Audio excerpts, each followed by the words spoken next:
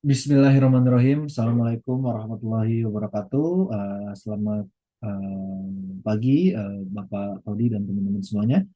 Perkenalkan, nama saya Muhammad Abian Harits dengan NIM 201011251141. Jadi pada kesempatan kali ini saya akan mempresentasikan tugas besar saya untuk mata kuliah Sistem Telekomunikasi dan Perencanaan Jaringan yang berjudul Analisis Submarine Cable Life Cycle pada Apricot Cable System sebagai infrastruktur konektivitas Asia Pasifik dan penguatan jalur digital Indonesia. Lanjut ke outline dari presentasi ini, saya akan mulai dari latar belakang mengenai pentingnya submarine cable, lalu dilanjut dengan studi kasus Apricot Cable System, profil dan rutinnya, lalu faktor yang mendorong pembangunan Apricot. Lalu saya akan membahas mengenai life cycle submarine cable mulai dari perencanaan sampai renewal. Setelah itu saya lanjutkan dengan analisis risiko, analisis perencanaan jaringan, diskusi utama serta kesimpulan dan juga rekomendasi. Lanjut, yang pertama masuk ke latar belakang. Jadi latar belakang ini untuk submarine cable atau kabel komunikasi bawah laut itu merupakan salah satu infrastruktur paling penting dalam konektivitas global. Hampir seluruh pertukaran data internasional itu sangat bergantung pada kabel fiber optik yang ada di bawah laut. Nah, alasannya karena submarine kabel mampu menyediakan kapasitas yang sangat besar, latensi yang rendah, dan juga reliabilitas yang tinggi. Nah, untuk infrastruktur ini tuh mendukung berbagai layanan digital, mulai dari internet, CC atau cloud computing, data center, content delivery network, artificial intelligence, video streaming, sampai layanan bisnis, dan juga dari segi pemerintahan juga bisa. Nah, saat ini kebutuhan traffic untuk digital ya sangat sangat sangat meningkat. Misal karena semakin banyak layanan cloud, AI, data center, dan juga video streaming. Karena itu juga jaringan internasional tidak hanya harus besar kapasitasnya, tapi juga harus memiliki keberagaman rute dan kemampuan pemulihan saat terjadinya gangguan. Nah, jadi insight utama untuk bagian ini tuh semakin besar kebutuhan cloud, AI, data center, berbagai layanan digital, maka semakin penting juga peran submarine cable sebagai infrastruktur utama uh, jaringan internasional. Lanjut ke studi kasus Apricot Cable. Kenapa saya pilih Apricot Cable System? Jadi Apricot Cable System ini merupakan sistem kabel laut regional di kawasan Asia Pasifik. Jadi sistem ini menghubungkan beberapa wilayah penting Singapura, Indonesia, Filipina, Taiwan, Jepang, dan juga Guam. Nah, alasannya juga yang membuat Apricot ini relevan untuk dibahas karena ada konteks Indonesia, jadi adanya landing point yang ada di Indonesia, yaitu yang ada di Batam dan juga Tanjung Pakis. Jadi ini berarti Apricot nggak hanya menjadi proyek regional Asia Pasifik, tapi juga memiliki kaitan langsung dengan konektivitas internasional Indonesia. Nah, selain itu, Apricot juga melibatkan berbagai pihak besar seperti operator telekomunikasi dan hyperscaler global. Lalu ada keterlibatan pihak seperti yang kita tahu perusahaan besar teknologi seperti Google, Meta, NTT, dan juga PLDT, dan juga ada Chunghwa Telekom yang menunjukkan bahwa kabel laut modern tidak hanya dibangun untuk kebutuhan operator telekomunikasi, tapi juga mendukung cloud, data center, distribusi konten, dan juga road diversity. Jadi aplikasi ini penting karena dapat memperkuat akses Indonesia ke jalur digital Asia Pasifik. Lanjut, profil singkat dari Apricot Cable System. Jadi pada slide ini menampilkan profil singkat dari Apricot Cable System. Jadi secara kawasan, Apricot Cable System ini melayani konektivitas Asia Pasifik. Jadi untuk rute utamanya itu antara Tuas dan juga Singapura sampai Minami Boso yang ada di Jepang. Oke, selain itu sistem ini memiliki beberapa branch ke wilayah lain yang termasuk itu Indonesia. Nah, untuk Indonesia, landing point-nya ada di Batam dan Tanjung Pakis, panjang sistemnya sekitar 11.972 km sampai 12.000 km. Nah, dari sisi kapasitas, sumber resmi itu menyebutkan kapasitas desainnya lebih dari 190 terabyte per second, sedangkan estimasi teknis dari dokumen regulator menunjukkan itu di angka sekitar 211 Tbps. Nah, pemilik atau anggota konsorsiumnya ini antara lain ada NTT, Google, Meta, ataupun Edge, Lenovo PLDT, dan juga Chunghwa Telecom. Sementara supplier utamanya itu adalah Subcom. Jadi dari ini kita bisa lihat bahwa Apricat bukan hanya kabel regional biasa, jadi sistem ini dirancang sebagai kabel berkapasitas tinggi atau besar yang menghubungkan pusat-pusat konektivitas penting yang ada di Asia Pasifik. Nah, alasannya lanjut, kenapa Apricat ini dibangun? Jadi ada beberapa faktor utama. Yang pertama pertemuan traffic cloud, lalu ada AI, lalu ada content delivery network, dan juga video streaming yang semakin marak dan juga semakin besar. Lalu yang kedua itu kebutuhan interkoneksi data center lintas negara. Lalu yang ketiga ada kebutuhan keberagaman rute dan juga resilience supaya konektivitas tidak terlalu bergantung pada satu jalur saja. Nah, selain itu pembangunan Epic juga dipengaruhi oleh keterlibatan hyperscaler. Jadi saat ini perusahaan teknologi besar tidak hanya menggunakan jaringan yang sudah tersedia, tapi juga ikut berinvestasi dalam infrastruktur kabel laut. Nah, dengan kata lain, kebutuhan kapasitas digital sekarang tidak lagi hanya berasal dari operator telekomunikasi, tapi juga dari ekosistem cloud, data center, dan juga hyperscaler global. Nah, Epic hadir sebagai solusi untuk menyediakan jaringan yang berkapasitas besar, rendah latensi, dan juga lebih resilience di kawasan Asia Pasifik. Lanjut ke submarine cable life cycle. Jadi slide ini menunjukkan submarine cable life cycle untuk Apricot. Jadi life cycle ini terdiri dari beberapa tahap. Yang pertama ada konsep dan feasibility, yaitu tahap melihat kebutuhan traffic, kelayakan bisnis, dan urgensi pembangunan kabel.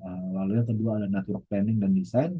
Seperti contohnya itu ada penentuan rute, landing point, kapasitas juga, lalu ada fiber pair dan desain wet plan maupun dry plan. Nah, yang ketiga ada marine survey dan juga route engineering, seperti survei kondisi dasar laut, potensi hazard, area jangkar, area fishing, dan jalur yang aman. Nah, untuk yang keempat ada regulatory dan permit, yaitu perizinan seperti landing license, izin lingkungan, dan juga koordinasi lintas negara. Setelah itu masuk ke tahap procurement and manufacturing, installation and development, serta testing and commissioning. Setelah sistem aktif, masuk ke fase operation and maintenance, kemudian capacity upgrade, dan terakhir end of life atau renewal. Nah, intinya pembangunan submarine kabel tidak hanya berhenti pada instalasi, ini adalah siklus panjang dari perencanaan, lalu ada implementasi, dilanjut dengan operasi, upgrade, sampai pun ke tahap renewal. Lanjut ke tahap perencanaan. Jadi pada tahap perencanaan ini ada bagian empat utama. Yang pertama ada konsep and feasibility, seperti kita menganalisis kebutuhan traffic, kelayakan bisnis, kebutuhan cloud, data center, dan juga route diversity. Jadi tahap ini menjawab pertanyaan apa kabel ini memang perlu dibangun dan apa urgensinya. Lalu yang kedua ada network planning and design. Jadi ini seperti kayak menentukan rute kabel, lalu ada menentukan landing point, kapasitas juga, fiber pair, wet plan-nya, dan juga dry plan-nya. Nah, keputusan pada tahap ini sangat penting karena mempengaruhi performa dan juga nantinya itu di fleksibilitas sistem. Lalu yang ketiga ada marine survey and route engineering. Ini seperti melihat kondisi dasar laut, lalu ada melihat potensi bahaya juga seperti area labuh jangkar, aktivitas perikanan, crossing dengan kabel atau pipa lain, dan menemukan mencari rute yang paling aman. Lalu yang terakhir ada regulatory and permit, karena banyak kabel menghubungkan banyak negara seperti seperti contohnya Afrikat ini juga, maka proses perizinan itu menjadi sangat penting karena ini mencakup landing license, izin lingkungan, closing agreement, dan koordinasi antar negara. Jadi keputusan di fase perencanaan akan menentukan kualitas desain, risiko, biaya, jadwal implementasi, dan keandalan sistem dalam jangka panjang. Oke, lanjut ke tahap implementasi dan operasi. Jadi setelah tahap perencanaan, sistem masuk ke fase implementasi dan operasi. Jadi pada sisi implementasi ada procurement and manufacturing, yaitu pengadaan kabel, repeater, branching unit, SLTI, PFI, and NMS. Jadi setelah itu ada installation and deployment seperti shore landing, cable laying, burial lalu crossing, dan juga dokumentasi SLAT route.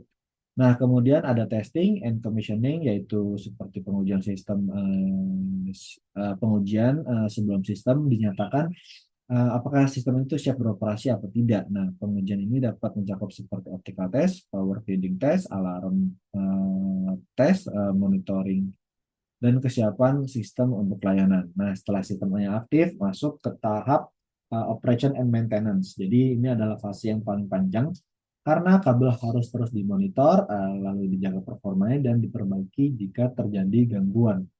Nah, pada tahap berikutnya ada capacity upgrade dan renewal. Jadi upgrade ini bisa dilakukan melalui perangkat terminal, seperti fiber optics, DWDM, dan strategi peningkatan kapasitas lainnya. Jadi pada untuk fase operasi itu sangat penting karena kabel laut harus terus dipantau, dipelihara, diperbaiki, dan ditingkatkan kapasitasnya sesuai pertumbuhan traffic. Oke, lanjut ke analisis resiko. Jadi pada slide ini tuh menampilkan beberapa resiko utama pada uh, applicate cable system. Jadi resiko utama adalah uh, perizinan. Jadi jika proses perizinan atau koordinasi lintas negara terlambat, maka jadwal ready for service-nya itu bisa ikut tertunda atau terkendala. Nah, untuk resiko yang kedua itu ada anchor atau fishing damage. Kabel yang berada di area dangkal atau dekat landing point lebih rentan terhadap jangkar dan aktivitas perikanan. Nah, dampaknya itu bisa berupa downtime dan juga biaya repair yang sangat tinggi. Nah, untuk resiko yang ketiga ada geologi atau seabed. Jadi misalnya kondisi dasar laut yang kompleks seperti adanya potensi gempa, lalu ada longsor bawah laut ataupun area yang beresiko. Nah, resiko berikutnya ada backhaul bottleneck. Jadi ini sangat penting karena kapasitas kabel laut yang besar tidak akan optimal jika jaringan darat atau terrestrial backhaul itu belum siap. Lalu ada dilanjut dengan risiko repair delay, yaitu keterlambatan perbaikan saat terjadi fault, serta risiko landing station security karena landing station merupakan titik kritis yang berada di darat. Nah, untuk mitigasinya beberapa langkah yang bisa dilakukan adalah mempercepat koordinasi perizinan, penerapan kabel burial dan protection zone, melakukan monitoring route, memperkuat terrestrial backhaul, dan menyiapkan prepare readiness serta mengamankan landing station dengan monitoring 24 per 7 gitu. Nah, jadi untuk resiko terbesar aprikot tidak hanya berada di laut tapi juga pada perizinan, kesiapan backhaul, keamanan landing station, dan juga kemampuan pemulihan saat terjadi gangguan seperti itu. Dilanjut analisis perencanaan jaringan, sorry. Jadi pada analisis perencanaan jaringan, hal penting yang perlu dipahami adalah bahwa landing point ini bukan tujuan akhir. Jadi ketika kabel laut mendarat di kabel landing station, kapasitas internasional tersebut masih harus diteruskan melalui terrestrial backhaul. Nah, setelah itu kapasitas masuk ke core network, lalu terhubung ke data center, lalu terhubung juga lagi ke internet exchange, CDN, cloud node, dan juga jaringan operator. Nah, jadi manfaat Epicard untuk Indonesia tidak hanya ditentukan oleh adanya landing point di Batam dan juga Tanjung Pakis. Nah, manfaatnya itu baru kerasa jika kapasitas dari landing point tersebut benar-benar bisa disalurkan ke jaringan nasional ataupun ekosistem digital. Nah, misalnya nih, jika backhaul dari landing station belum cukup kuat, maka kapasitas kabel laut yang besar tidak bisa dimanfaatkan secara optimal. Nah, begitu juga jika interkoneksi ke data center Lalu cloud, CDN, EX, dan operator itu belum siap kayak gitu. Nah, jadi insight utamanya itu landing point adalah pintu masuk kapasitas internasional, tetapi nilai strategisnya bergantung pada integrasi dengan jaringan darat dan juga ekosistem digital. Lanjut ke diskusi utama. Dari keseluruhan analisis, ada beberapa insight utama. Yang pertama, Apricot ini adalah infrastruktur teknis sekaligus strategis, yang artinya Apricot bukan hanya kabel bawah laut, tapi bagian dari strategi konektivitas regional. Yang kedua, peran hyperscaler semakin besar. Keterlibatan Google dan Meta menunjukkan bahwa kebutuhan cloud, data center, dan distribusi konten ikut mendorong pembangunan submarine cable. Nah, yang ketiga, landing point Indonesia itu strategis untuk Indonesia. Jadi, Batam Tanjung Pakis membuka peluang penguatan konektivitas internasional Indonesia. Nah, yang keempat, kapasitas besar harus didukung backhaul dan data center. Tanpa jaringan darat yang siap, kapasitas kabel laut tidak akan optimal. Yang kelima, regulasi dan operation dan maintenance menentukan keandalan jangka panjang. Untuk kabel laut membutuhkan koordinasi lintas negara, monitoring seperti monitoring, maintenance, agreement, dan juga kesiapan repair. Jadi submarine kabel itu bukan hanya proyek eh, pemasangan kabel aja, tapi bagian dari strategi konektivitas digital, eh,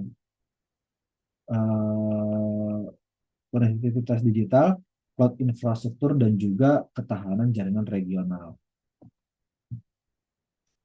Lanjut ke kesimpulan dan juga rekomendasi. Jadi sebagai kesimpulan, Epicot Cable ini dapat memperkuat konektivitas Asia Pasifik. Jadi sistem ini tuh menghubungkan beberapa wilayah strategis, ada memiliki kapasitas besar untuk mendukung kebutuhan traffic digital. Nah, bagi Indonesia, landing point yang ada di Batam dan juga eh, Tanjung Pakis menjadi aspek penting karena dapat memperkuat akses Indonesia ke jaringan internasional. Namun manfaat ini sangat bergantung pada integrasi dengan jaringan darat, data center, cloud, EX, CDN, dan juga jaringan operator. Nah, dari sisi life cycle, Apricot mencakup seluruh tahapan mulai dari perencanaan, implementasi, operasi, capacity upgrade, sampai renewal. Ini menunjukkan bahwa kabel laut harus dilihat sebagai infrastruktur jangka panjang. Nah, untuk rekomendasinya, yang pertama ada terrestrial backhaul dari landing point perlu diperkuat. Yang kedua, koordinasi regulasi dan perizinan perlu dipercepat. Yang ketiga, ada rute kabel perlu dilindungi dari risiko jangkar dan aktivitas perikanan. Lalu yang keempat, operation and maintenance serta repair readiness harus disiapkan. Yang kelima, capacity upgrade perlu direncanakan melalui teknologi seperti coherent optics dan juga DWDM. Nah, jadi secara keseluruhan, Apricot ini dapat memperkuat posisi Indonesia dalam konektivitas digital regional apabila landing point, backhaul, data center, cloud, EX, dan CDN dan jaringan operator itu dirancang secara terpadu. Seperti itu. Oke, lanjut. Ini referensi yang saya gunakan. Dan ini slide terakhir dari saya. Demikian presentasi dari saya mengenai analisis submarine cable life cycle pada Apricot Cable System. Kurang lebih yang mohon maaf. Wassalamualaikum warahmatullahi wabarakatuh. Terima kasih.